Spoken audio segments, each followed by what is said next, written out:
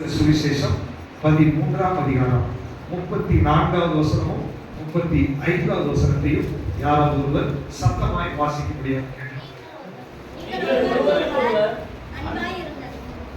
நான் உங்களில் அன்பாய் இருந்தது போல நீங்களும் ஒருவர் ஒருவர் அன்பாய் இருங்கள் என்கிற புதிதான கட்டளையை உங்களுக்கு கொடுக்கிறேன். நீங்கள் ஒருவர் ஒருவர் அன்புள்ளவர்களாய் இருந்தால் அதனால் நீங்கள் என்னுடைய சீஷர்கள் என்று எல்லாரும் அறிந்து கொள்வார்கள் என்றார். ஆட்கள் ஒருத்தரையாவது சத்தமாக வாசிங்க. நீங்கள் ஒருவரில் ஒருவர் அன்பாய் இருங்கள். நான் உங்களை அன்பாய் இருக்கிறது போல நீங்களும் ஒருவரில் ஒருவர் அன்பாய் இருங்கள் என்கிற புதிதான கட்டளையை உங்களுக்கு கொடுக்கிறேன். நீங்கள் ஒருவரில் ஒருவர் அன்புள்ளவர்களாய் இருந்தால் அதனால் நீங்கள் என்னுடைய சீஷர்கள் என்று எல்லாரும் அறிந்து கொள்வார்கள் என்றார். ஆமென். அல்லேலூயா. அல்லேலூயா. ஆண்டவருடைய பிரதானமான ஒரு கட்டளையாக அன்பு செலுத்துவது இருக்கிறது. இயேசு கிறிஸ்து மரணத்திற்கு போறதுக்கு முன்பாக சீஷர்களோடு தன் இருதயத்தை திறந்து அவர் பேசுகிறார். மனம் திறந்து அவர் என்ன பண்றாரு? பேசுகிறார். பேசும்போது மிக பிரதானமாய் அவர் குறிப்பிட்டு சொல்ற விஷயம் என்னன்னா, நீங்க ஒருத்தருக்கு ஒருத்தர் என்ன பண்ணுங்க? எந்த ஒரு பாரம் என்னன்னா, போன வாரம் அன்பை குறித்து பேசிட்டு அவ்வளவு கடினமா இருக்குன்றாரு, உள்ளே போக மாட்டேங்குது. அன்பை குறித்து பேசிட்டு அநேக குடும்பத்துடைய பிரச்சனை தான் நாங்க போன வாரம் டீல் பண்ணுவோம். கஷ்டமா இருக்குது. அப்படின்னா ஏதோ ஒரு காரியம் ஒரு லேக்காவே இருக்குது, ஏதோ ஒன்று நடக்க மாட்டேங்குது இல்லையா? அன்பு கிரியை செய்ய மாட்டேங்குது. போன வாரம் நம்ம வாசிச்சோம், அன்பு மரணத்தை விட கொடியது, அது பாதாளத்தை விட கொடியது, அது நெருப்பு மாதிரி. ஆனா அந்த அன்பு நமக்குள்ள என்ன பண்ண மாட்டேங்குது? வேலை செய்யவில்லை. எத்தனை பேர் ஒத்துக்கிறீங்க? ஒரு அல்லேலூயா சொல்லுங்க. கொஞ்சம் சுகமா நான் சொல்றேன் அல்லேலூயா. எனக்குள்ள வேலை செய்யல இல்லையா? அப்போ நமக்குள்ள ஏதோ வேலை செய்ய மாட்டேங்குது, உள்ள கிரியை செய்ய மாட்டேங்குது. இது இதை குறித்து நம்ம போதிக்கிறதுனாலயோ, இதை குறித்து நம்ம பிராக்டிஸ் பண்றதுனாலயோ, கவுன்சிலிங் கொடுக்கறதுனாலயோ நடக்காது. அவருடைய பிரசன்னம் தான் அதை நமக்குள்ள கொண்டு வரும். பரிசுத்த ஆவியானவர் தான் அதை நமக்குள்ள கொண்டு வர முடியும். இன்னைக்கு அதனாலதான் குடும்பமா நம்ம உட்கார்ந்துருக்கோம். ஹல்லேலூயா, ஹல்லேலூயா. குடும்பத்துக்குள்ள அது வெளிப்பட வேண்டும், அது பிள்ளைகளுக்குள்ள அது வெளிப்படணும், அது எல்லாருக்குள்ளே அது வெளிப்பட்டு கிறிஸ்து என்ன விரும்பினாரோ அது நமக்குள்ள நடப்பதற்கு நம்ம விட்டு கொடுக்க வேண்டும். ஹல்லேலூயா. யாரையும் குற்றம் சொல்றது இல்ல, மனைவியை குற்றம் சொல்றதோ, கணவனை குற்றம் சொல்றதோ, இவங்க இப்படி பண்ணாங்க அவங்க அப்படி இல்ல. நம்ம எல்லாரும் தேவ சமூகத்துல, ஆண்டவரே அந்த அன்பு எங்களுக்குள்ள வரட்டும், ஆண்டவரே நீர் விரும்புகிற அந்த அன்பு எங்களுக்குள்ள வரட்டும், நீர் எதிர்பார்க்கிற எதையோ நீங்க எதிர்பார்க்கிறீங்க, அதனால சீசர்கிட்ட சொல்றீங்க, அது எங்களுக்குள்ள நடக்கட்டும் ஆண்டவரே அப்படின்னு சொல்லி நம்ம ஒப்பு கொடுக்க வேண்டும். எத்தனை பேர் என்னோட கூட ஆம்புறீங்க அந்த செயல் அப்படின்னு சொல்லிட்டு அப்படியே கண்களை மூடி கைகளை பிடிச்சிட்டு ஆண்டவரை நோக்கி பாருங்க, அப்பா எங்களுக்கு நீங்க உதவி செய்யுங்க ஆண்டவரே, கேளுங்க, ஹெல்ப் பண்ணுங்க ஆண்டவரே. பரிசுத்த ஆவியானவர் நமக்கு உதவி செய்கிற ஆண்டவர்.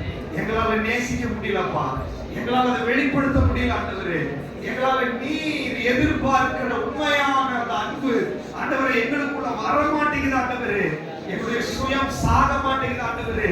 ஏதோ ஒரு வகையில நாங்கள் குறைவுள்ளவர்களா இருக்கிறோம். ஏதோ ஒரு விஷயத்துல என் கணவனுக்கு குறைவா இருக்குது, ஏதோ ஒரு விஷயத்துல என் மனைவிக்கு குறைவா இருக்குது, ஏதோ ஒரு விஷயத்துல என் பிள்ளைகளுக்கு குறைவா இருக்குது. நாங்க குறைவுள்ளவர்கள் ஆண்டவரே, எங்களை உங்க கரத்துல ஒப்பு கொடுக்குறோம்ப்பா.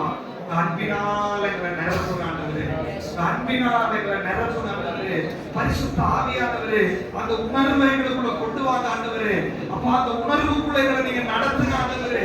எங்களுடைய ஆவி, ஆத்துமா, சரீரத்தை அப்படியே நாங்க ஒப்பு கொடுக்கிறோம் ஆண்டவரே.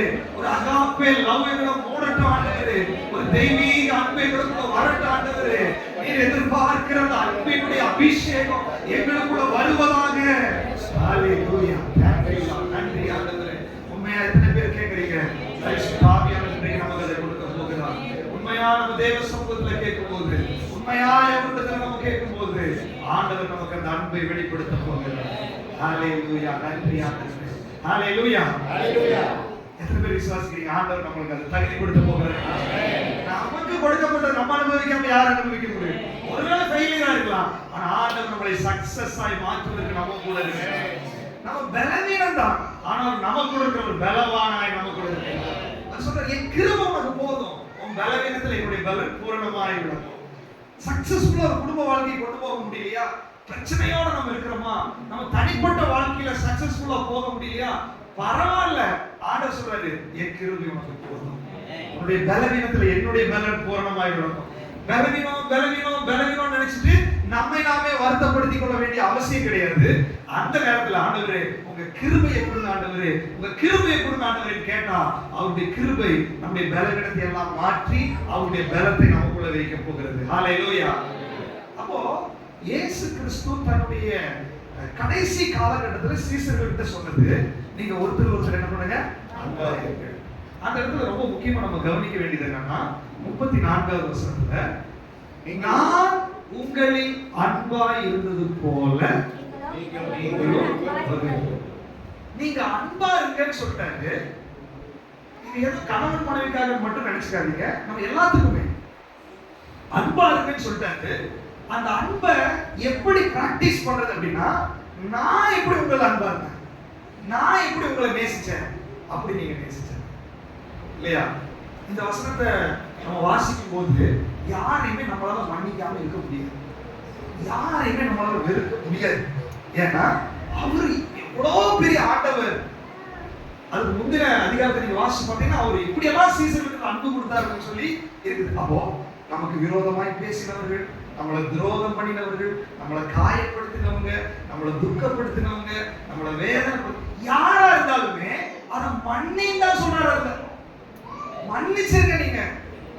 நீங்க கேள்வி கேட்காதீங்க, குற்றப்படுத்தாதீங்க, அவங்கள கடிச்சு கொள்ளாதீங்க. நான் எப்படி அன்பு செலுத்துறனோ அந்த மாதிரி நீங்க அன்பு செலுத்துங்க இல்லையா? அப்படின்னா நம்ம யாரையாவது மன்னிக்காம இருக்க முடியுமா? யாரையாவது நம்ம நேசிக்காம இருக்க முடியுமா? எல்லாரையும் நம்ம நேசிக்கணும், எல்லாரையும் நம்ம மன்னிக்கணும். அந்த ஒரு சுபாவத்தை நமக்குள்ள விதைக்கணும்னு ஆண்டவர் விரும்புகிறார். இயேசுவின் சுபாவம் நமக்குள்ள வந்தா யாருமே நமக்கு விரோதி கிடையாது. இயேசுவின் சுபாவம் நமக்குள்ள வந்தா யாரையுமே நம்ம பகைக்க முடியாது. அந்த பகை உணர்வு நமக்குள்ள இருந்துச்சுன்னா, அந்த மனத்தாங்கல் நமக்குள்ள இருந்துச்சுன்னா, அந்த வைராகியம் நமக்குள்ள இருந்துச்சுன்னா, அதுவே பரிசுத்த ஆவியானவர் செயல்படுவதற்கு இருக்கிற முதலாவது தடை. இன்னைக்கு அந்த தடையை உடைக்கணும். ஆண்டவரே நாங்க எல்லாரையும் நேசிக்கிறோம், பரவாயில்ல ஆண்டவரே நாங்க எல்லாரையும் நேசிக்கிறோம். சொல்லுங்க, வாய்களை திறந்து சொல்லுங்க, நாங்க எல்லாரையும் நேசிக்கிறோம், எல்லாரையும் மன்னிக்கிறாங்க, எல்லா காரியத்தையும் நம்ம மறக்கிறாங்க, எல்லாத்தையும் விட்டு கொடுக்குறாங்க, எல்லாத்தையும் ஒப்பு கொடுக்குறாங்க. நீங்க எப்படி பாக்குறீங்களோ அப்படிதான் நாங்க பார்க்க போறாங்க. இயேசுவை போல நாங்க மாற போறோம். இயேசுவின் சுபாவம் எங்களுக்கு வந்ததற்காக ஸ்தோத்திரம். இயேசுவை போல நாங்க நேசிக்க போறோம், இயேசுவை போல நாங்க காரியங்களை செய்ய போறோம். ஆண்டவரே எங்களுக்கு நீங்க உதவி செய்யுங்க ஆண்டவரே. ஹல்லேலூயா. எல்லா இடத்துலயும் கடைசியில் ஒரு பாயிண்ட் போட்டுருப்பேன், எங்களுக்கு உதவி செய்யுங்க ஆண்டவரே. நான் செய்யற ஆண்டவர் என்ன பிரச்சனை இருக்கும் இல்லையா? எங்களுக்கு உதவி செய்யுங்க ஆண்டவரே. நம்ம எல்லாரும் பலவீனம் உள்ளவர்கள், நம்முடைய பலவீனத்தை பலன் ஒவ்வொரு நம்மளை அப்ப சொல்றாரு, நான் உங்களை நேசிச்சது மாதிரி நீங்க நேசிங்க. அவர் எப்படி நேசிச்சாரு வாசிங்க அந்த அதிகாரத்தினுடைய முதலாவது வசனம். பஸ்கா பண்டிகைக்கு முன்னே இயேசு இவ்வுலகத்தை விட்டு பிதாவின் இடத்திற்கு போகும்படியான நம்முடைய வேலை வந்ததென்று அறிந்து தாம் இவ்வுலகத்தில் இருக்கிற நம்முடையவர்களிடத்தில் அன்பு வைத்தபடியே முடிவு பரியந்தமும் அவர்களிடத்தில் அன்பு வைத்தார். இந்த இடத்துல இயேசுவினுடைய அன்பு, அவர் எப்படி அன்பு செலுத்தினார் அப்படின்னா, தாம் இந்த உலகத்துல வந்த போது எப்படி ஒருவனை நேசித்தாரோ அதே மாதிரி முடிவு பரியந்தம் அன்பு வைத்தார். சீசர்கள் கூட அவர் டிராவல் பண்ணாரு. சீசர்களுக்குள்ள நிறைய குறைவுகள் இருந்துச்சு, நிறைய பலவீனங்கள் இருந்துச்சு, நிறைய நேரத்துல கடிந்து கொண்டார், நிறைய நேரத்துல அவர்களை கரெக்ட் பண்ணினார்.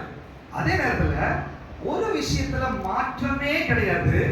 ஆரம்பத்துல எப்படி அன்பு வைத்தாரோ முடிவு பரியந்தம் அந்த அன்பை வெளிப்படுத்தினார். ஹல்லேலூயா, ஹல்லேலூயா.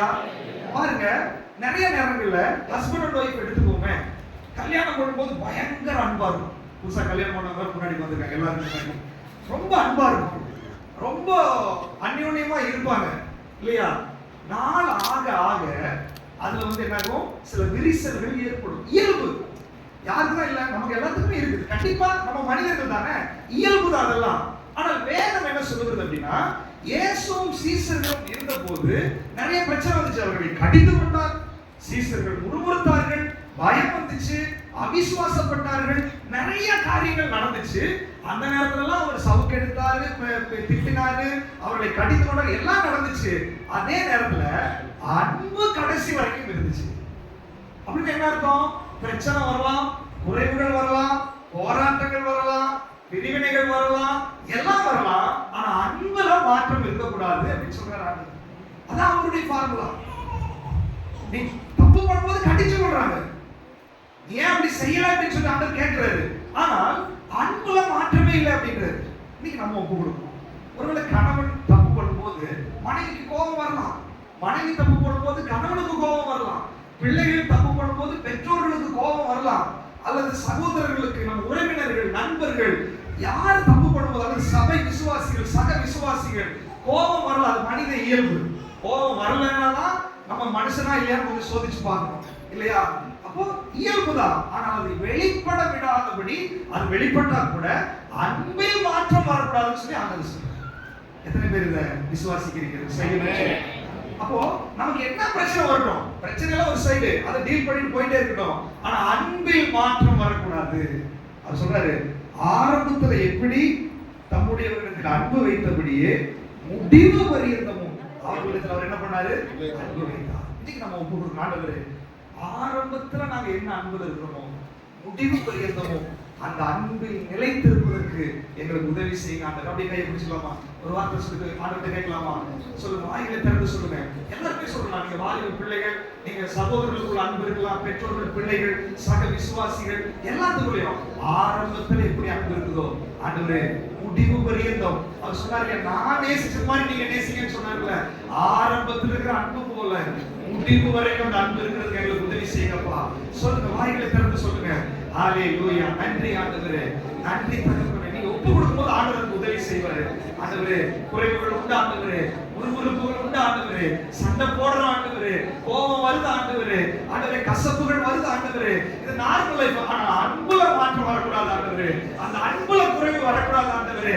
ஆரம்பத்துல என்ன வந்துச்சோ அதே அன்பு முடிவு பரியந்தம் நிறைவேற்று உம்முடைய சாட்சிகளா நாங்க இருக்கிறதுக்கு எங்களுக்கு உதவி செய்யுங்க ஆண்டவரே, உதவி செய்யுங்க ஆண்டவரே.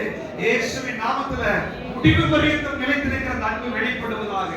ஹalleluya. நன்றி ஆண்டவரே. ஆமென். ஹalleluya. ஹalleluya. அப்ப ஆரம்பத்துல இருக்கிற மாதிரி அன்பு செலுத்த வேண்டும் என்று ஆண்டவர் விரும்புகிறார். அடுத்து இரண்டாவது வசனத்தை வாசிக்கலாம்.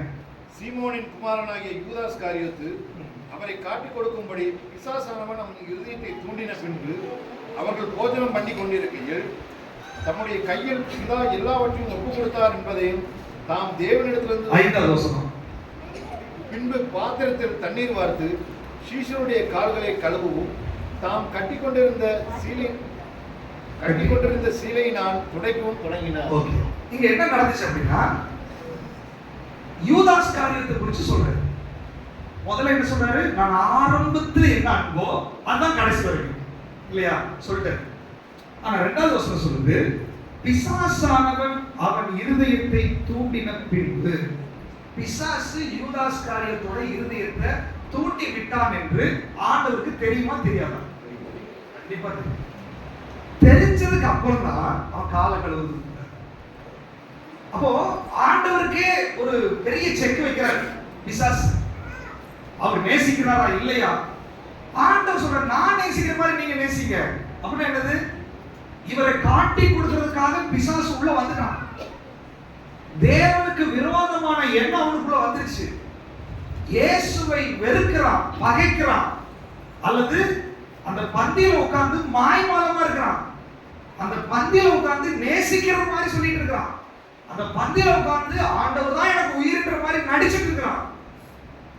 ஆண்டவர் சொல்றாரு, அவன் கால கழுவு. அதுதான் தேவனுடைய அன்பு. அவன் சொல்றாரு, நான் நேசிச்ச மாதிரி நீங்க நேசிங்க. என்னை உண்மையிலேயே பகைக்கிறாங்கன்னு தெரிஞ்சோம், என்னை உண்மையிலேயே வெறுக்கிறாங்கன்னு தெரிஞ்சோம், என்னை உண்மையிலேயே எதிர்க்கிறாங்கன்னு தெரிஞ்சோம், அவர்களை நேசிக்க முடிந்தால் அதுதான் இயேசுவுடைய அன்பு. ஹalleluya. என் கணவர் எனக்கு துரோகம் பண்றாருன்னு தெரிஞ்சோம், என் கணவர் எனக்கு விரோதமாய் தவறான சிந்தனை வைத்திருக்கிறார் என்று தெரிஞ்சோம், அவரை உண்மையாய் நேசிக்கிறது தான் தெய்வீக அன்பு. பல நேரங்கள்ல இந்த சந்தேகத்தின் ஆவி மனைவிக்குள்ள வந்துருது. அவங்கள வாட்ச் பண்றது. கணவருக்கு ஒரு வாட்ச்மேனா மனைவி கொடுக்கல, மனைவிக்கு ஒரு வாட்ச்மேனா கணவன் கொடுக்கல, நேசிக்கிறதா கொடுத்திருக்காரு, பார்ட்னரா தான் கொடுத்திருக்காரு இல்லையா, வாட்ச்மேனா கொடுக்கல, அதிகாரியா கொடுக்கல.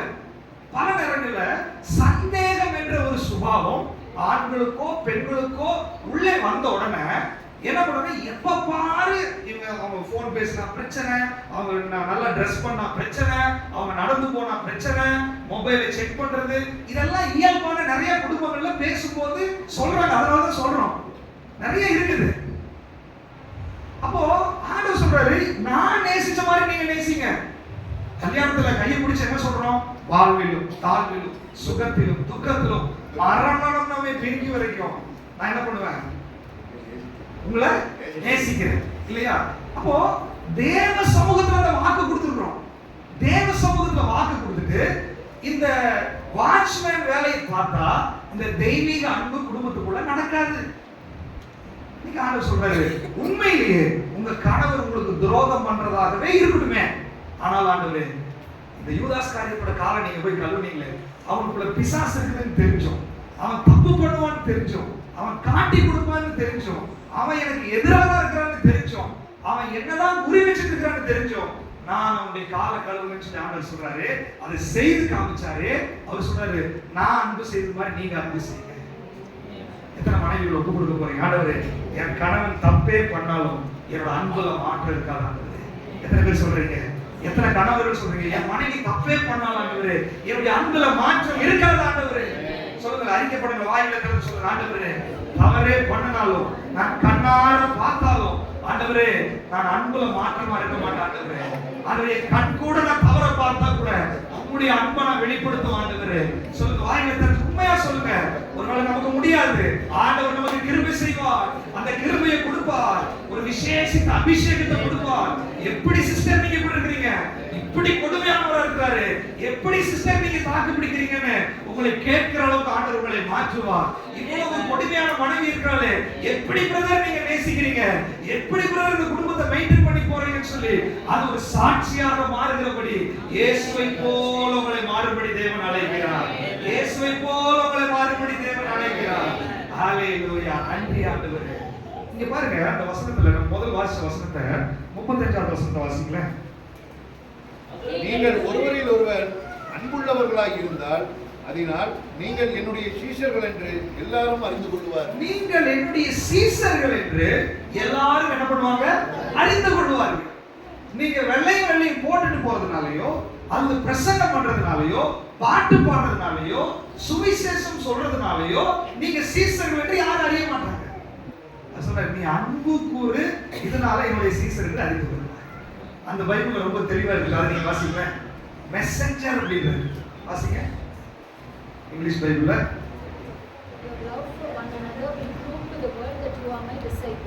டிசைபிள்ஸ். இன்னொரு பைபிள்ல நான் பார்த்தேன் மெசஞ்சர் அப்படின்றது. டிசைபிள்ஸ் அப்படின்னா ஆண்டவருடைய சுவிசேஷத்தை சொல்றவங்க இல்லையா. அப்போ நம்ம பகிர்ந்து கொடுக்கறவங்க. நல்லா கவனிச்சுக்கோங்க, சுவிசேஷம் சொல்லணும்னு எல்லாத்துக்கும் ஆசை. எத்தனை பேருக்கு ஆசை நான் சுவிசேஷம் சொல்லணும், ஆண்டவருக்காக ஒரு அல்லேலூயா சொல்லுங்க, கையில சுவிசேஷம் சொல்லணும்னு எல்லாத்துக்கும் ஆசை. ஆண்டவர் சொல்றாரு, சுவிசேஷத்தை எப்படி சொல்லுவீங்க, யூதாஸ் காரியத்து மாதிரி இருந்தாலும் நான் கால கழுவுன பாரு, அதுதான் சுவிசேஷம். துரோகம் பண்ணினாலும் நேசிக்கிற பாரு, அதுதான் சுவிசேஷம். சத்துருக்களை சிநேகிக்கிறது தான் சுவிசேஷம். குறைவுகளை சகிக்கிறது தான் சுவிசேஷம். அது உங்களால என்னாலே முடியாது. அதுக்குதான் தேவனுடைய அன்பு நமக்குள்ள ஊற்றுறது. அந்த அகாப்பே லவ் நமக்குள்ள கிரியை செய்யும். இன்னைக்கு நம்ம ஒப்புக்கொள்றோம், ஆண்டவரே கணவன் மனைவி உறவுகள்ல இனி நான் சந்தேகப்பட மாட்டேன், இனி நான் தேவையில்லாம சண்டை போட மாட்டேன், தேவையில்லாம கொஸ்டின் பண்ண மாட்டேன், தேவையில்லாத கசப்புகள் வேண்டாம். சகோதரர்களுக்குள்ள யாருக்கிட்ட நான் பேசாம இருக்கணும். எங்க குடும்பத்துக்கு துரோகம் பண்ணிருக்கலாம், எங்க பிள்ளைகளுக்கு துரோகம் பண்ணிருக்கலாம், பண விஷயத்துல துரோகம் பண்ணிருக்கலாம், என்ன வேணாலும் செஞ்சிருக்கலாம். ஆண்டவரே எவ்வளவு பெரிய சத்துருவா இருந்தாலும் இன்னைக்கு நீங்க சொன்னதுனால, உங்களுடைய கட்டளையா இருக்கிறதுனால நான் உங்களை நேசிக்கிற ஆண்டவரே. எத்தனை பேர் சொல்ல போறீங்க, ஒரு நிமிஷம் சொல்லலாமா? வாயில திறந்து சொல்லுங்க. யார் மேல உங்களுக்கு கசப்பு இருக்கிறதோ, யார் மேல உங்களுக்கு விரோதம் இருக்கிறதோ, யார் மேல உங்களுக்கு வைராக்கியம் இருக்கிறதோ, யார் மேல உங்களுக்கு எரிச்சல் இருக்கிறதோ, இன்னைக்கு அவங்க பேரை சொல்லி, ஆண்டவரே நீர் தான் எங்களுக்கு ரோல் மாடல் ஆண்டவரே, நீர் மன்னிச்சிரலவா, நான் இப்ப மன்னிக்கிற ஆண்டவரே சொல்லுங்க. நீங்க சொல்லும்போது ஆண்டவருடைய அன்பு உங்களுக்குள்ள ஊற்றப்படும். அந்த மன்னிக்கக்கூடிய கிருபை ஆண்டவர் கொடுக்க போகிறார். அந்த கிருபை உங்க மேல வைக்க போகிறாரு. ஹalleluya. நன்றி ஆண்டவரே, நன்றி பரிசுத்த ஆவியானவரே, நன்றி பரிசுத்த ஆவியானவரே. பரிசுத்த ஆவியானவர் அதை தான் நம்மிடத்துல விரும்புகிறார். நான் நேசிக்கிற மாதிரி நீங்க நேசிங்க. அதுக்கு காரணம் என்ன பண்ணாலும் நேசிக்கிறது அதனுடைய அடையாளம். என்ன பண்ணாலும் நேசிக்கிறது அதனுடைய அடையாளம். வாசிக்கலாம். மத்தேயு எழுதின சுவிசேஷம் 16ஆம் அதிகாரம் 24-25. அப்பொழுது இயேசு தம்முடைய சீசர்களை நோக்கி, ஒருவன் என்னை பின்பற்றி வர விரும்பினால் அவன் தன்னைத்தான் வெறுத்து தன் சிலுவையை எடுத்துக்கொண்டு என்னை பின்பற்ற கடவன். இப்போ வாசி, அடுத்த வசனத்தை வாசி. தன் ஜீவனை ரட்சிக்க விரும்புகிறவன் அதை இழந்து போவான். என் நிமித்தமாக தன் ஜீவனை இழந்து போகிறவன் அதை கண்டடைவான். ஒருவன் என்னை பின்பற்றி வர விரும்பினால், நல்லா கவனிச்சுக்கோங்க, ஆண்டவர் சொல்றாரு சீசர்கள் கிட்ட, நான் நேசிச்சது மாதிரி நீங்களும் நேசிங்க. அதான் மாடல். இப்போ அந்த இயேசுவை தான் பின்பற்றுறதுக்கு நம்ம எல்லாம் ஃபாலோவர்ஸா, டிசைபிள்ஸா, மெசேஞ்சர்ஸா இருக்கிறோம். இப்போ அப்படி வர்றதுக்கு நீங்க முயற்சி பண்ணினால் அதுக்கு ஒரு ஃபார்முலா கொடுத்துருக்காரு. எப்படி அந்த அன்பை ரீச் பண்றது, எப்படி இயேசு கால கழுவுற மாதிரி கழுவுறது, அது எப்படி முடியும், அது எப்படி நடக்கும், நமக்கு ஒரு சந்தேகமா இருக்கலாம். அதுக்கு ஆண்டவர் ஒரு ஃபார்முலா சொல்றாரு. நீ என்னை பின்பற்றி வர விரும்பினால் தன்னை தான் வெறுக்கணும். சுய வெறுப்புல தான் இந்த அன்பு தொடங்கும். உங்களை நீங்களே நேசித்துக் கொண்டிருக்கிற வரைக்கும், உங்களை நீங்களே கேர் பண்ணி கொண்டிருக்கிற வரைக்கும் இந்த அன்பை நீங்க மற்றவர்களுக்கு கொடுக்க முடியாது. நிறைய நேரத்துல அன்பு இருக்குது, சுய அன்பு, செல்ஃப் லவ். அவங்களவே அவங்க நேசிச்சுக்கிறாங்க, அவங்களோட காரியத்தை விட்டு கொடுக்க மாட்டாங்க, அவங்களோட விஷயத்துல காம்ப்ரமைஸ் பண்ண மாட்டாங்க, அவங்க சேர்ல வேற யாரையும் உட்கார விட மாட்டாங்க, அவங்க பொசிஷன்ல வேற யாரும் இருக்க விட மாட்டாங்க. அவங்களுக்கு சாப்பாடு வேணா வந்தே ஆகணும், அவங்களுக்கு இந்த டேஸ்ட்னா இந்த டேஸ்ட் தான் வந்தாகணும், அவங்களுக்கு இந்த கலர் ட்ரெஸ்னா இதுதான் வந்தாகணும். என்ன விஷயம் அப்படின்னா சுயம். சுய வெறுப்புனா என்ன? உனக்கு எது பிடிக்குதோ அதை விட்டு, அதான் சுய வெறுப்பு. எதுக்காக நீ போராடிட்டு இருக்கிறியோ அதை நீ விட்டு கொடு, அதான் சுய வெறுப்பு. நிறைய நேரத்துல நம்ம ஒப்பு கொடுக்குறோம், ஆண்டவரே உங்க அன்பு எனக்கு கொடுங்க, நானும் காலை கழுவணும். லீடர்ஸ் மீட்டிங்ல நம்ம காலை வேற கழுவிட்டோம், எல்லாம் பண்ணிட்டோம், ஆனா நடக்க மாட்டேங்குது பிராக்டிக்கல் இல்லையா? ஏன் நடக்க மாட்டேங்குது? நான் காலை கழுவுறேன், நான் அன்பு செலுத்துறேன், அன்பு செலுத்தணும் விரும்புகிறேன், இயேசுவை போல மாற்றணும் விரும்புகிறேன், அதுல மாற்றம் எல்லாம் கிடையாது. ஆனா அது ஏன் தடை அப்படின்னா சுயம் நிறைய இருக்குது, சுய வெறுப்பு வரல. நான் எனக்கு என்னோட ஸ்டைல், என்னுடைய விருப்பம், நான் இப்படித்தான், இதுல மாற்றம் இல்லை அப்படின்னு கணவனோ அல்லது மனைவியோ அல்லது வாலிபர்களோ சகோதரர்களோ சகோதரிகளோ நம்ம எல்லாரும் நம்ம ஸ்டாண்ட்ல நிக்கிற வரைக்கும் இந்த அகாப்பே லவ் நமக்குள்ள வேலையே செய்யும். அத நான் சுயம் பண்ணிக்கிறேன், இப்படித்தான் என் ஸ்டைல், எனக்கு இப்படித்தான். வசனம் சொல்றது அவனவன் தனக்கானவைகள் பிறனுக்கானவைகள் நோக்கணும். நான் இப்படித்தான், என்னுடைய குடும்பம் இருந்தா போதும், என் குடும்பம் பெர்ஃபெக்ட்டா இருந்தா போதும், நான் நல்லா இருந்தா போதும், என் மனைவி பிள்ளைகள், சில இடத்துல குடும்பத்துக்குள்ள ஒரு சுயம் வந்துடும். இதெல்லாம் இருந்தா போதும் நீங்க நினைக்கிற வரைக்கும் தேவன் எதிர்பார்த்த அந்த அன்பு உங்களுக்கு கொடுத்து வெளியே வர முடியாது. வேதம் சொல்லுகிறது ரோமர் 5:5 நமக்கு அருளப்பட்ட பரிசுத்த ஆவியினால தேவனுடைய அன்பு நம்முடைய இருதயங்களில் என்ன பண்ணிருக்குது? எத்தனை பேர் விசுவாசிக்கிறீங்க? எனக்குள்ள ஊற்றப்பட்டிருக்கு. ஆனால் அது வெளியிலே வராததுக்கு காரணம் என்னுடைய சுயம். எங்கேயோ எனக்குள்ள ஒரு சுயம் இருக்குது. அந்த சுயம் இன்னைக்கு சிலுவையில் அறையப்பட வேண்டும். அந்த சுயம் சிலுவையில் அறையப்படாம அந்த அன்பு நமக்குள்ள இருந்து வெளியே வராது. இன்னைக்கு ஆண்டவருக்கு ஒப்பு கொடுக்கணும். நம்முடைய சுயம் என்னன்னு நமக்குள்ள தான் தெரியும். நான் எந்த விதத்துல விட்டு கொடுக்காம இருக்கிறேன், ஹோல்டு பண்ணிட்டு இருக்கிறேன் அப்படின்னு நமக்கு தான் தெரியும். அது பரிசுத்த ஆவியானவர் நமக்கு உதவி செய்வார்.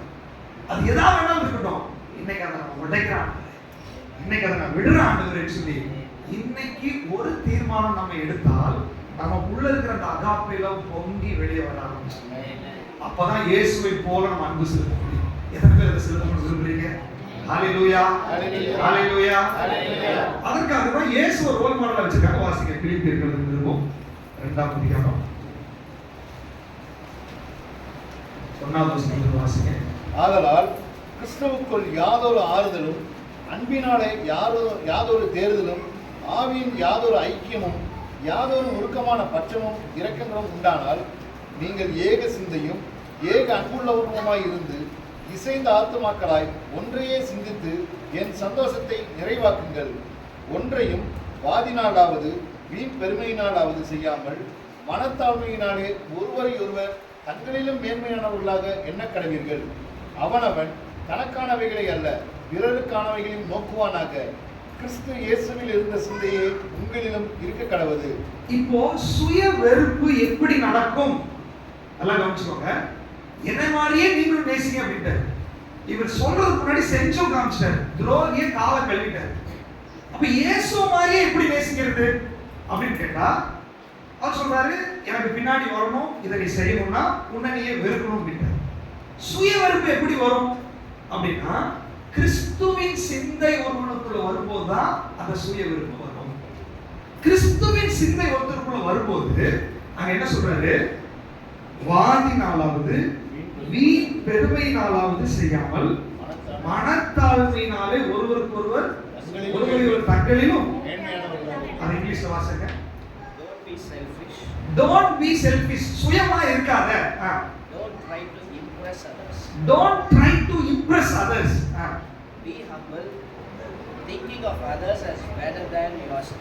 அதுக்கப்புறம் இன்னொரு don't ஏதோ இருக்கு பாருங்க. Don't look out only for your own interests, Don't look out only for your own interest. but take an interest in others too. Okay. அப்ப என்னன்னா உனக்கு பிடிச்சவங்க மேலயே நீ காரியம் அதை செய்யணும்னு நினைக்காத. எனக்கு அது இன்ட்ரெஸ்ட் இருக்குது. இப்படி முந்திட்டு வந்து நிக்காதீங்க. அடுத்தவங்களுக்கு இடம் கொடுங்க. அடுத்தவங்களுக்கு ப்ரேயர் பண்றதுக்கு இடம் கொடுங்க. அடுத்தவங்களும் பர்ஃபார்ம் பண்றதுக்கு இடம் கொடுங்க. நீங்களே முந்தாதீங்க. அது ஒரு தாழ்மை இல்லையா? கிறிஸ்தியேசுவில் இருக்கிற சிந்தை உங்களுக்கு வரணும். நீங்க மற்றவங்களை இம்ப்ரெஸ் பண்றதுக்காக எதையும் செய்யாதீங்க. அதாவது சுய வெறுப்பு எப்படி வரும்? இதெல்லாம் உள்ள வந்தாதான் வரும். நான் ட்ரெஸ் பண்றேன், நான் எல்லாம் பண்றேன், மற்றவர்களை கவர்றதுக்காக செய்யாத. அல்லது நீங்க பேசுறதோ, நீங்க பாடுறதோ, நீங்க பர்ஃபார்ம் பண்றதோ மற்றவர்களை இம்ப்ரெஸ் பண்றதுக்காக செய்தால் அது பெருமை. அது பெருமையுடைய அடையாளம். ஹம்பிள்னஸ் இல்ல. அதுல மற்றவங்களுக்காக செய்யாதீங்க. மற்றவர்களை பிரியப்படுத்துறதுக்காக நீங்க சிந்திங்க. உங்களை பிரியப்படுத்துற நீங்க சர்ச்சுக்கு வர்றோம், இன்னைக்கு நான் நினைச்சதை செஞ்சுட்டு தான் போவேன்னா பெருமை. இன்னைக்கு ஒரு மீட்டிங் இருக்குது, இன்னைக்கு நான் தான் பர்ஃபார்ம் பண்ணணும், பெருமை. ஒருவேளை இன்னைக்கு உங்களுக்கு இப்ப திடீர்னு ஒருத்தர் சொல்லிருக்காங்க நீங்க தான் இதெல்லாம் செய்யணும், திடீர்னு வந்தோன்னு இன்னொருத்தரை மாத்தி விடுறோம், அதை ஏற்றுக்கொள்றதுக்கு தயாரா இருக்கும். தாழ்மை. இல்ல நான் பிராக்டிஸ் பண்ணிட்டு வந்தேன், நான் தான் நிற்பேன். இல்ல, முடியாது. ஹம்பிள்னஸ் வேணும். சுய வெறுப்பு என்பது நமக்கு பிரியமானதை செய்யாம மற்றவர்களுக்கு பிரியமா இருக்கிறத தேடும் போதுதான் சுய வெறுப்பு வரும். அப்ப கிறிஸ்துவை அடையாளமா வச்சு சொல்றாரு. அங்க என்ன சொல்றாரு அடுத்த வசனம்? அவர் தேவனுக்கு சமமாய் இருப்பதை கொள்ளையாடின பொருளாய் எண்ணாமல் தம்மைத்தாமே வெறுமையாக்கி அடிமையின் ரூபம் எடுத்து மனுஷ சாயலானார். இல்லையா? அப்ப பாருங்க, இங்கிலீஷ் பைபிள்ல சொல்லிருக்கு கிரிமினல் மாதிரி மாறினார் அப்படின்னு போட்டு வாசிங்க. Though he was God, he did not think of equality with God, so something to cling to. Instead, he gave up his divine privileges. He humbled himself in obedience to God and died a criminal death. Criminal death. On a cross. இவர் நீதிபரர், இவர் பரிசுத்தவான். கிரிமினலோட சீட்ல போய் இருக்காரு. கிரிமினலுடைய தண்டனை போய் ஏற்றுக்கிறார். அப்படின்னா என்ன அர்த்தம்? நான் நீதிபரர் என்பதை அவர் ப்ரூவ் பண்றதுக்கு வரல. அவர் பரிசுத்தமானவர். அவர் ராஜாதி ராஜா, அவர் கர்த்தாதி கர்த்தா. அவருடைய மேன்மையும் மகிமையும் தெளிக்கிறதுக்கு அவர் வரவே இல்லை. அவர் என்ன பண்ண தெரியுங்களா? கிரிமினலுடைய டெத் எடுத்துட்டார். குற்றவாளியை போல நின்றார். பாவம் அறியாதவர் நமக்காக பாவமாக்கப்பட்டார். அந்த சிந்தை உங்களுக்குள்ள வரட்டும். மன தாழ்மை வரட்டும். உங்க மனசு ஒரு தாழ்மை வரணும். பெருமை உள்ளவர்களுக்கு தேவன் எதிர்த்து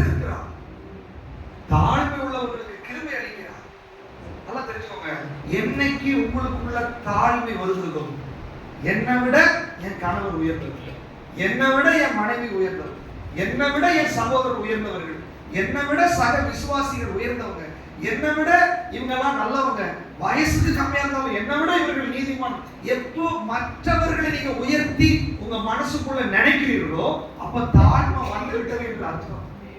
அல்லது நான் தான் என்று சொல்லி எப்போ உங்களுக்கு ஒரு உணர்வு வருகிறதோ அன்னைக்கு பெருமை வந்தது. பெருமை என்பது பிசாசினுடைய சுபாவம். இந்த சுபாவம் இருக்கும்போது இயேசுவை போல நேசிக்க நம்மளால முடியாது. நம்ம நேசிப்போம், நமக்கு ஒரு கிஃப்ட் கொடுத்தா நம்மளும் ஒரு கிஃப்ட் கொடுப்போம், நம்மளை நேசிச்சா நம்மளும் ஒரு ஃபோன் பண்ணி நேசிப்போம். அது மனுஷிக அன்பு. ஆண்டவருடைய அன்பு அப்படி இல்லை. அது காரணமே இல்லாம நேசிக்கிற அன்பு. ஆண்டவர் சொல்றாரு, ஒருவர் நேசிங்க. அந்த நேசிக்கிறதுக்கு தடையா இருக்கிற பெருமை நீங்க உடைங்க, தாழ்மையை தரித்துக் கொள்ளுங்க. உள்ளத்துக்குள்ள ஒரு தாழ்மை வரட்டும். பரவாயில்ல. இயேசு கிறிஸ்து என்ன பண்ணாரு? ஏசாயா 53 அதிகாரம் 7வது வசனமும் 8வது வசனத்தை வாசிங்க. ஏசாயா 53 7 8. அவர் நெருக்கப்பட்டும் ஒடுக்கப்பட்டும் இருந்தார், ஆனாலும் தம்முடைய வாயை அவர் திறக்கவில்லை. அடிக்கப்படும்படி கொண்டு போகப்படுகிற ஒரு ஆட்டுக்குட்டியை போலவும், தன்னை மயிர் கத்திருக்கிறவனுக்கு முன்பாக சத்தமிடாதிருக்கிற ஆட்டை போலவும் அவர் தம்முடைய வாயை திறவாதிருந்தார். இடுக்கண்ணிலும் நியாய தீர்ப்பிலும் இருந்து அவர் எடுக்கப்பட்டார். அவருடைய வம்சத்தை யாரால் சொல்லி முடியும்? இந்த வசனத்தை நீங்க வாசி பார்த்தீங்கன்னா, இயேசு கிறிஸ்துவினுடைய சிலுவை மரணத்தை தீர்க்க தரிசனமா சொல்றது. தீர்க்க தரிசனமா என்னெல்லாம் சொல்லப்பட்டுச்சோ அப்படியே நிறைவேறிச்சு. அதுல சொல்லப்பட்டது என்ன தெரியுமா? ஒரு மயிர் கத்திரிக்கிறவங்களுடைய ஆடுல ரோமத்தை கட் பண்ணுவாங்க. அவங்க முன்னாடி எப்படி அது மௌனமா இருக்குதோ அந்த மாதிரி அவ்வளவு பாடுகள் வந்தபோது அவரை குற்றவாளியே இல்லாதவரை இவனை அகற்றும். இவர் கையில சாப்பிட்டவங்க, இவரை நேசிச்சவங்க என்ன சொல்ல, இவனை அகற்றும், பரபாசைகளுக்கு விடுதலை ஆக்குங்க. காரி முகத்துல துப்பினார்கள், கன்னத்தில் அறைந்தார்கள், சரீரத்தில் அவ்வளவு அடி வேதனை. அப்ப எல்லாம் வசனம் சொல்லுது, அவர் மௌனமாயிருந்தார், வாயை திறக்கவில்லை. சில நேரத்துல மௌனமாய் இருப்பது ஒரு தாழ்வு. அவர் வாயை திறந்து பேசியிருந்தாருன்னா ஒருத்தரும் அவர் பேச்சுக்கு பதில் சொல்லிக்க முடியும். எத்தனையோ முறை இயேசுவை கேள்வி கேட்கறதுக்கு வேதபாரகர்கள், பரிசேயர்கள் இவங்க எல்லாம் வந்து கேள்வி கேட்டாங்க. இவர் திருப்பி பேசணும்னா ஒருத்தனால என்ன பண்ண முடியல, பேச முடியல. அவருடைய நியாயத்தை சிலுவையில் அவர் பேசியிருந்தா யாரும் அந்த சிலுவையில் அடைஞ்சிருக்க முடியாது. ஆனால் வேதம் சொல்லுகிறது, கிறிஸ்துவின் சிந்தை என்ன அப்படின்னா அவர் மௌனமாயிருந்தார். உங்க பிரச்சனைக்காக நீங்க வாதாடாதீங்க, உங்க காரியத்தை தெளிவுபடுத்தணும்னு சொல்லி சத்தம் போடாதீங்க, உங்க காரியத்தை நிலைநிறுத்துறதுக்காக ரிஸ்க் எடுக்காதீங்க. நீங்க ரிஸ்க் எடுத்தா ஆண்டவர் ரிஸ்க் எடுக்க மாட்டாங்க. நீங்க மௌனமா இருந்தால் உங்களுக்காக தேவன் செயல்படுவார். வேதம் சொல்றது, நீங்கள் அமர்ந்திருந்து நானே தேவன் என்று அறிந்து கொள்ளுங்கள். அமர்ந்து இருக்கணும். ரெண்டுல ஒண்ணு பாத்துறேன் நடக்குது, பிசாசு வந்துருவாங்க. அது பெருமையின் அடையாளம். கிறிஸ்துவின் சிந்தை உங்களில் இருக்க கடவுள் அப்படின்னு என்ன அர்த்தம்? நீங்க செய்யாத தவறை உங்க மேல குற்றம் சாட்டும் போது, உங்களுக்கு கோபம் வர்ற மாதிரி யாராவது பேசும்போது, உங்களுக்கு இன்சல்ட் ஆகும் போது, உங்களுடைய சுயத்தை உடைக்கிற மாதிரி அல்லது உங்களுடைய இமேஜ் டேமேஜ் பண்ற மாதிரி ஏதாவது காரியங்கள் நடக்கும் போது கூட மௌனமா இருக்கிறதுக்கு ஆண்டவரிடத்துல கிருபையை பெற்றுக்கொண்டால் அகாப்பே உங்களுக்கு புறப்பட ஆரம்பிக்கும். ஆண்டவர் அதான் சொல்றார், ஒருவருக்கு ஒருவர் நீ நேசிங்க. இயேசுவுக்குள்ள அந்த அன்பு இருந்ததுனாலதான், அந்த சுயம் அவருக்குள்ள உடைக்கப்பட்டதுனாலதான் சிலுவையிலிருந்து அல்லது பரலோகத்திலிருந்து அவர் இறங்கி வர்றதுக்கு அவரால் முடிச்சது. அவர் தாழ்மையின் ரூபம் எடுக்க முடிச்சது. அந்த தாழ்மையின் ரூபம் அவர் எடுத்ததுனாலதான் அவருக்குள்ள இருந்து அந்த அகாப்பே லவ் வெளிப்பட்டது. பல நேரங்கள்ல இந்த அகாப்பே லவ் குறித்து நம்ம பேசுறோம், பரிசுத்த ஆவியானவருடைய அந்நிய பாஷையில நிறைகிறோம், வரங்கள் வெளிப்படுது, எல்லாம் வருது.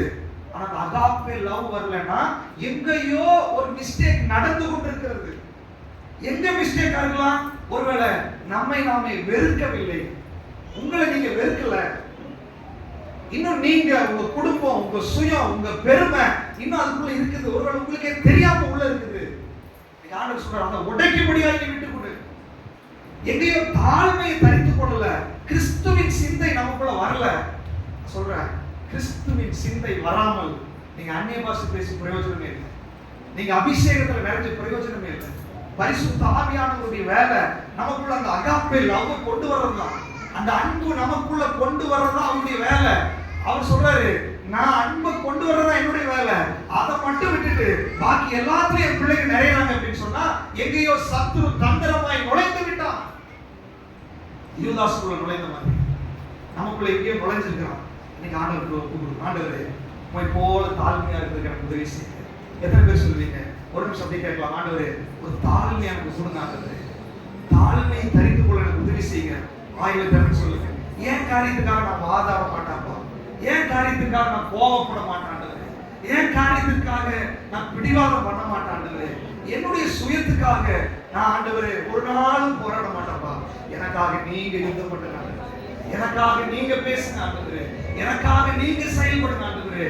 என்னுடைய நாவுக்கு காவல் வைங்க ஆண்டவரே. சொல்லுங்க, ஆண்டவரே என்னுடைய நாவுக்கு காவல் வைங்கப்பா.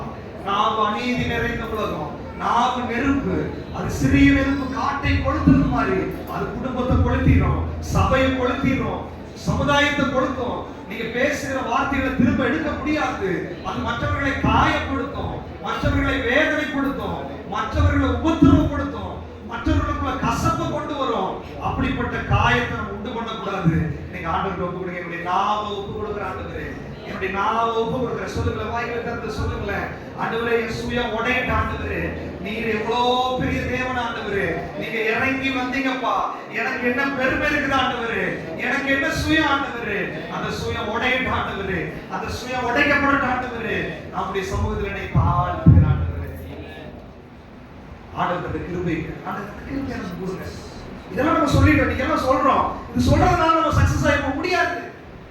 கிருபை கேட்டு காலைதோறும் அவருடைய கிருபைகள் சுதிதாக இருக்கு. காலைதோறும் ஆண்டவரே, இன்னைக்கு என்னோட நாவை கண்ட்ரோல் பண்றதுக்கு எனக்கு கிருபை கொடுங்க. காலையில ஆண்டவரே, இன்னைக்கு ஒரு தாழ்மையை தரிச்சு கொள்றதுக்கு எனக்கு கிருபை செய்யுங்க. காலையில ஆண்டவரே, இன்னைக்கு வாக்குவாதத்துல இருந்து எனக்கு ஒரு விடுதலை கொடுங்க. ஆண்டவரே, இன்னைக்கு நான் மற்றவர்களை நேசிக்கிறதுக்கு எனக்கு உதவி செய்யுங்க. நீங்க கேளுங்கள் கொடுக்கப்படும் சொல்லிருக்காரு, தேடுங்கள் கண்டடைவீர்கள் சொல்லிருக்காரு, தட்டுங்கள் திறக்கப்படும் சொல்லிருக்காரு. அதிகாலமே தேவ சமூகத்துல இந்த கிருபையை கேளுங்க, தாழ்மை கேளுங்க. அந்த அகாப்பே லவ் நமக்கு வெளிப்படும்படியாய் தேவ சமூகத்துல நம்ம ஒப்பு கொடுக்கணும். அதுதான் ஆண்டவருடைய கட்டளை. அப்பதான் நீங்க எனக்கு சீசரா இருப்பீங்கன்றாரு. அப்பதான் இந்த சுவிசேஷம் உலகத்துக்குள்ள போகும்.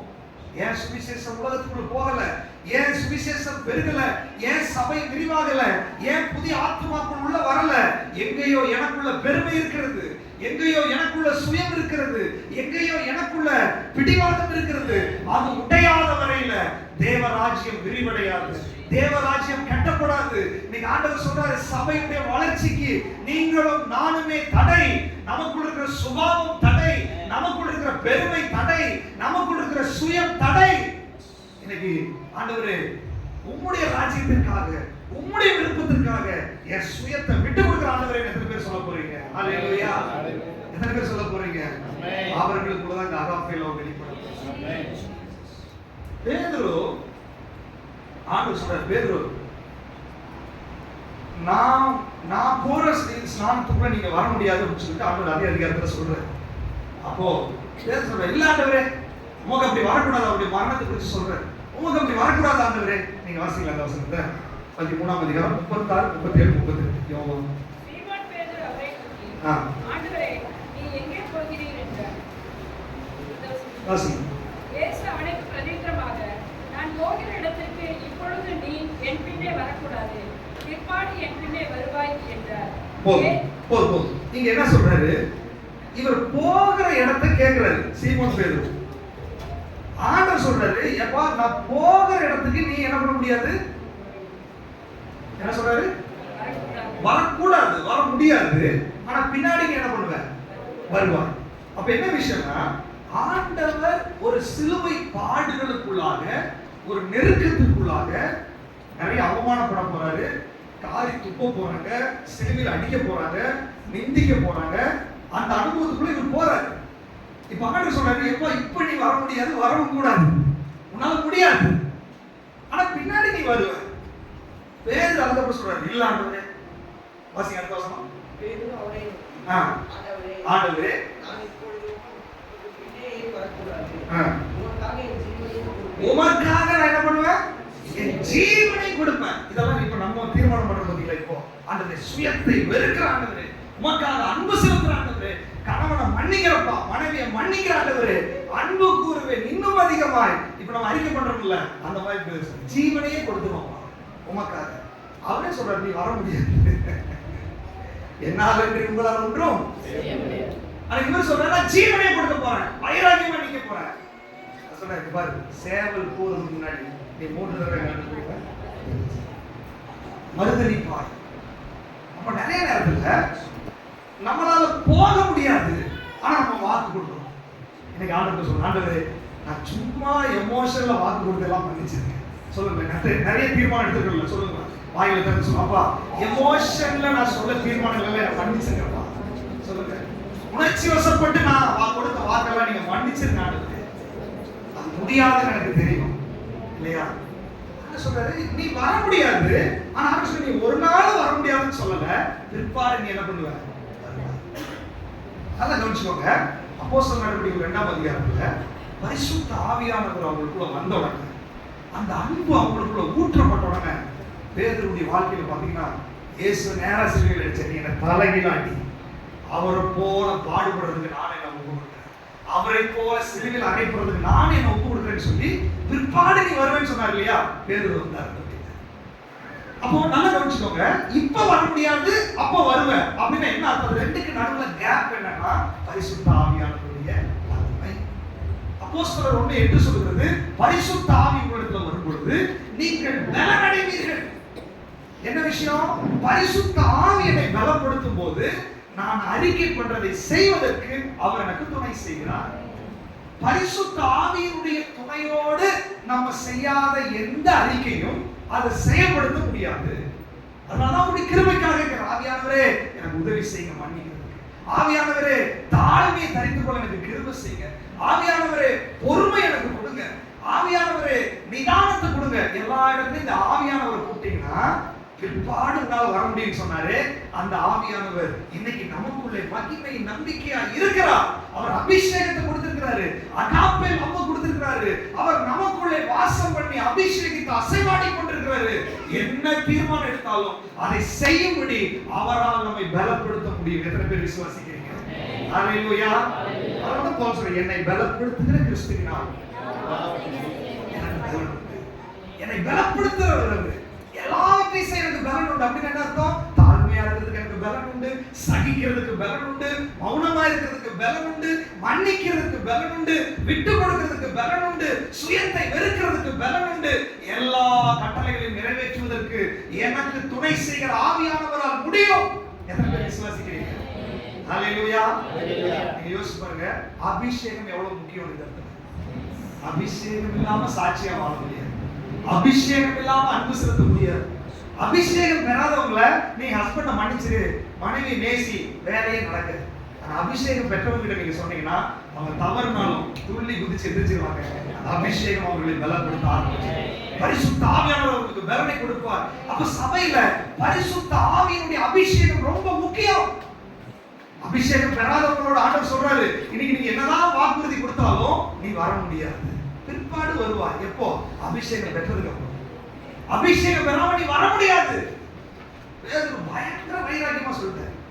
ஆனா பேதுரு கிட்ட ஒரு விஷயம் நடந்துச்சு. என்ன நடந்துச்சு அப்படின்னா, பரிசுத்த ஆவியானவர் வந்து பழைய ஏற்பாட்டுல இருந்து புதிய ஏற்பாடு வரைக்கும் நீங்க பாத்தீங்கன்னா அவர் பல வழியில செயல்படுவார், உணர்வு கொடுப்பார். கழுதையை கொண்டு பேசுவாரு, மனுஷனை கொண்டு பேசுவார், எல்லாமே நடக்கும். இங்க கோழி சேவலை கொண்டு பேசுறாரு ஆண்டவர். இவன் மறுதலிச்சுட்டான். மறுதலிச்சுட்டு சேவல் கூவ ஆரம்பிச்சிருச்சு. இயேசு அடிச்சு கொண்டு வர்றாங்க. சேவல் 3 தடவை கூவிச்சு. இயேசு வந்தாரு, அப்படியே அவனை திரும்பி பார்க்கல. திரும்பி பார்த்த உடனே என்ன நடந்துச்சு? மனம் கசந்து அழுகிறான். லூக்கா சுவிசேஷத்துல வாசிக்கிறோம், மனம் கசந்து அழுகிறான். அதுதான் பரிசுத்த ஆவியானவருடைய கிரியை. பரிசுத்த ஆவி வரும் பொழுது யோவான் சுவிசேஷம் சொல்லுது, அவர் பாவத்தை குறித்தும் நீதியை குறித்தும் நியாய தீர்ப்பை குறித்தும் கண்டித்து உணர்த்துவார். பேதுருவுக்கு அந்த உணர்வு உள்ள ஆவி, கோழி கூவுது, இயேசு பார்க்கிறாரு, உணர்வு வந்து விட்டது. ஹalleluya.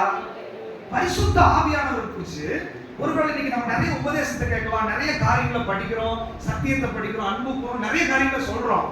இதெல்லாம் சேவல் கூவுற மாதிரி தான் கூவிட்டே இருக்குது. போன வாரம் அன்பை குறிச்சு கூவுறோம், இந்த வாரம் அன்பை குறிச்சு கூவுறோம், அடுத்த வாரம் அன்பை குறிச்சு கூவுறோம், கூவிட்டே இருக்குது வசனம்.